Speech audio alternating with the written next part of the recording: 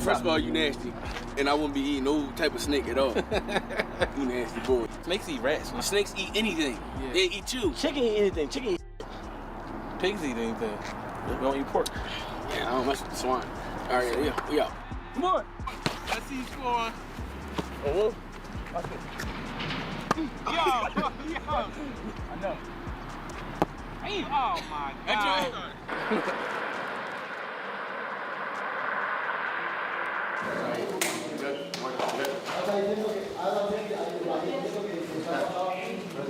Today's sparring day. About to get ready to spar.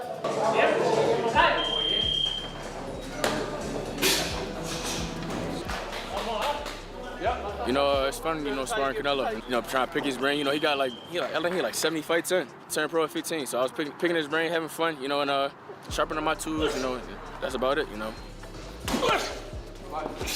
Boxing icon Canelo Alvarez just joined training camp with Jaron Ennis to teach him technical skills for Xander Zayas' fight.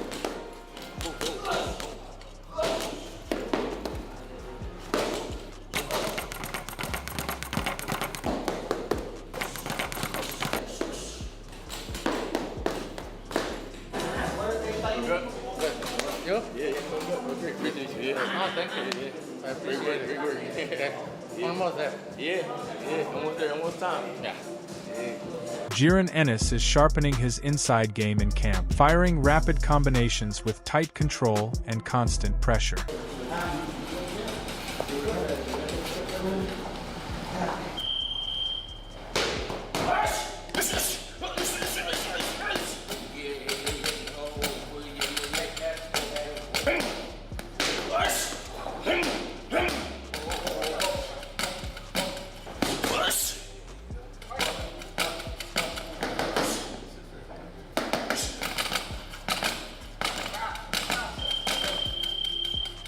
But the challenge ahead can't be ignored. Trainer Robert Garcia makes it clear that Zayas is taking on a major challenge early in his career, showing a willingness to face a high-level opponent like Ennis. To fight Boots on a very dangerous, challenging fight for himself, you gotta respect, that decision. If the Virgil fight didn't happen, and then Virgil versus Boots is not happening, and Xander stepping in, you gotta respect that kid, for being 23 and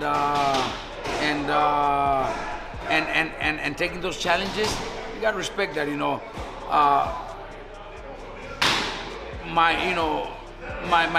my pick, I would probably say, goes to Boots. And that's where the difference begins to stand out. Boozy Andis believes building a fighter from the ground up is more effective than correcting bad habits later, stressing the importance of strong fundamentals from the start. Smart, man. Be real smart. Before you even put them in the ring, they must know the basics, the good basics.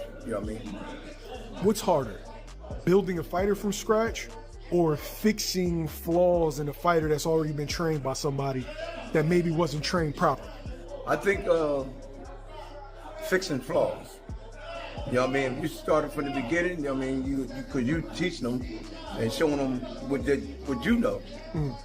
I think it's easier, to start them off from scratch. Even his coach is confident that Jaron Ennis is a better and more skillful fighter than Zayas. He believes Ennis holds a clear edge over Zayas in speed, reactions, and overall skill set. He argues that despite criticism of his defense, Ennis remains more reliable in that area, suggesting the gap between them could become noticeable once the fight unfolds. There is a significant difference in talent. I think Boots is punch harder. He's faster, he's more reactive, he's more twitchier, he's a better counter puncher, he has a better jab. I didn't see one thing that Xander does better than Boots.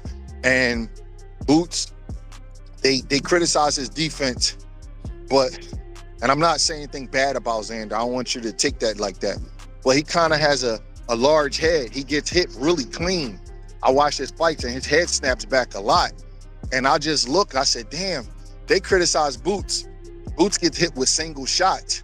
Xander's head is snapping back pretty bad in his shot. So I think that Boots is better defensively than Xander. On the other side, Canelo Alvarez welcomes the chance to work with Jaron Ennis, emphasizing the importance of high-level sparring and preparation. He also recalls a long-standing link with the Ennis family, pointing to past support that adds meaning to this collaboration. I cannot say much, but us and say if he can go and sparring with me and everything, I say of course, right?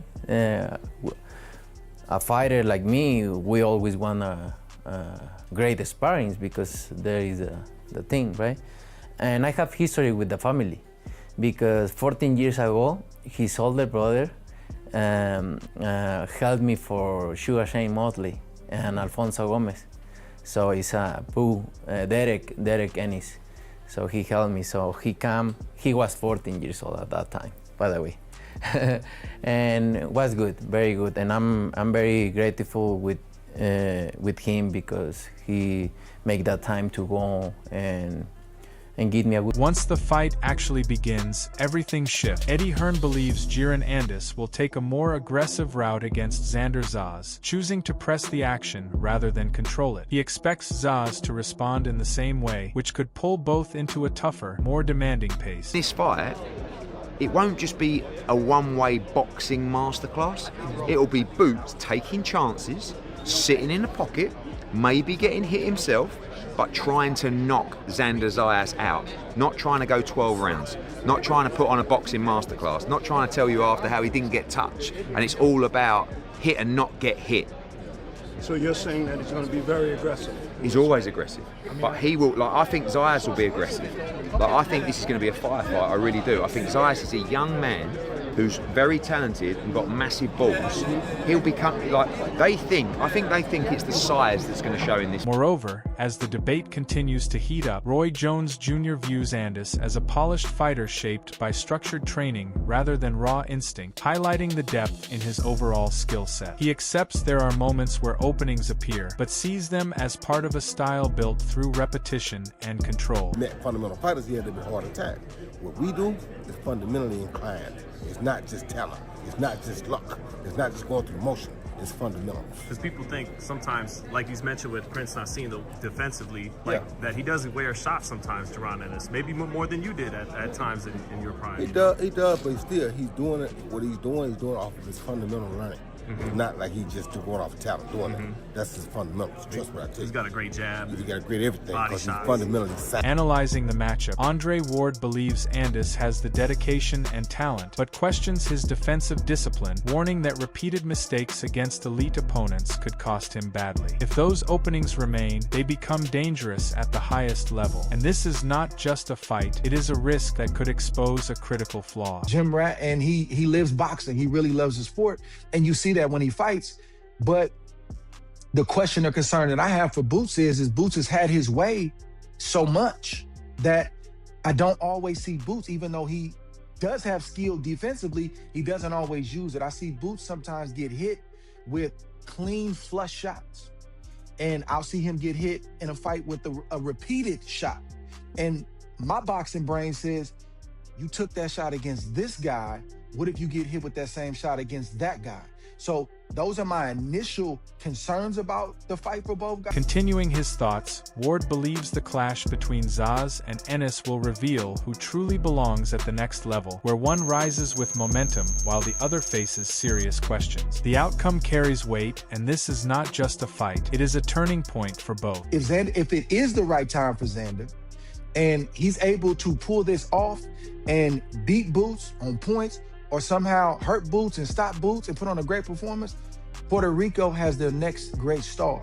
And if Jaron Boots Ennis is able to deal with Xander Zayas and stop him and dominate him, it's gonna prove a lot of what we've already seen and know about Boots, is that he has it, and he just needed the opportunity to prove it. So we're gonna get into this fight a lot more as it gets closer. Exciting fight for boxing. There, the focus shifts again. Roy Jones Jr. believes Ennis will tighten up against Zayas, knowing that repeated shots from a sharp opponent can quickly break him down. He sees this as the moment where adjustments decide everything. And this is not just a fight, it is where one rises and the other gets exposed. Ennis, Boots is looking for the opportunity to shine his light.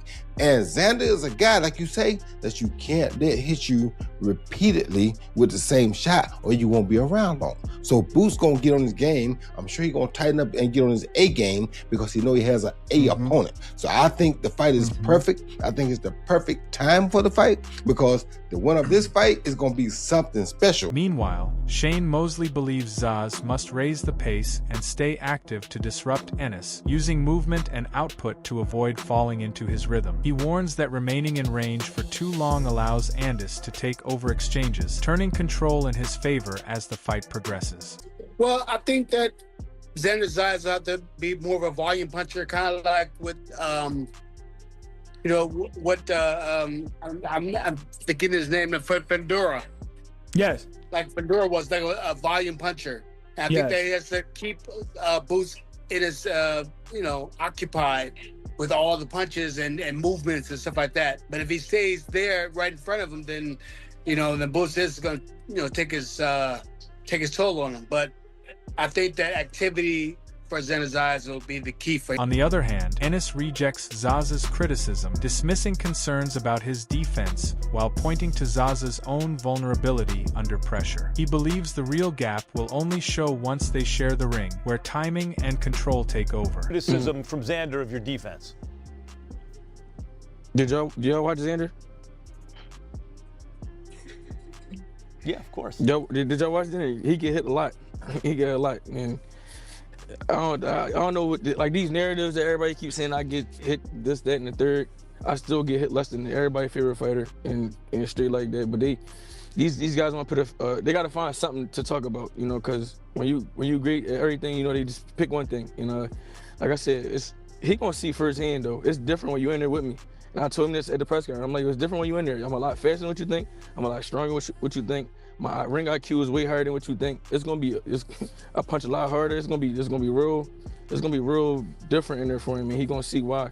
But from his side, the message is clear as Jaron Ennis remains unfazed by Zaz's confidence, insisting his mindset doesn't shift based on the opponent in front of him. He is focused on making a statement on fight night, where any doubts get answered. If you're Zayas, the fact that he says yes to you, that says something about his confidence right now, doesn't it?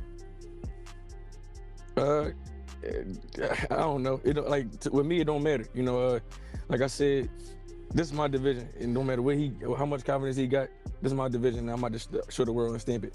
And that only adds more tension to the matchup. Timothy Bradley questions Zaz's defensive stability under pressure, suggesting those moments could be tested against Jaron, and if those gaps show up again, they become difficult to manage. The that Boots gonna be doing, all that head moving and sliding, tucking and moving on angles and Boots, that's what Boots gonna attack is late.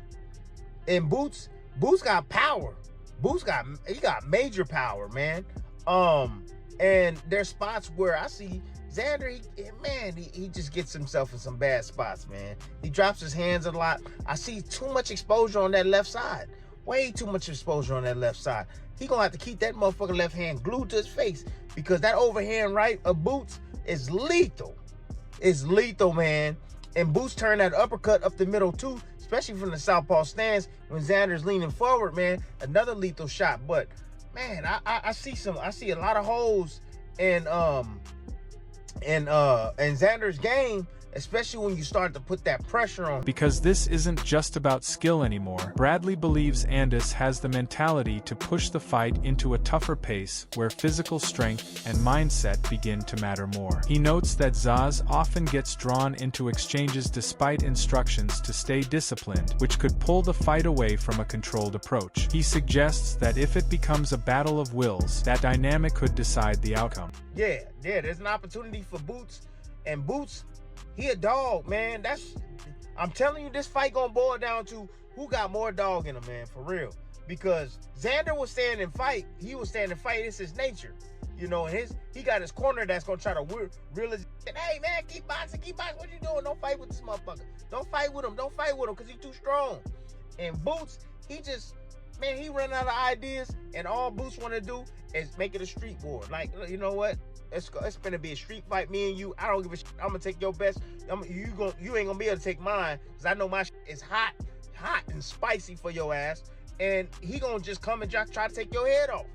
You know, and every shot he gonna be throwing is gonna be a death. And that's where the stakes rise, as Paulie Malignaggi views Zaz as taking on a major challenge sooner than expected, despite having the confidence and willingness to face anyone. He sees Ennis as the more established test at this stage, suggesting the pressure falls more heavily on Zaz given the risk involved. A win could rapidly elevate his standing, while a loss may raise questions about the timing of this step. I didn't see the press conference, but I am surprised they put in Xander that early. Listen, Xander will fight anybody. He's that kind of fighter.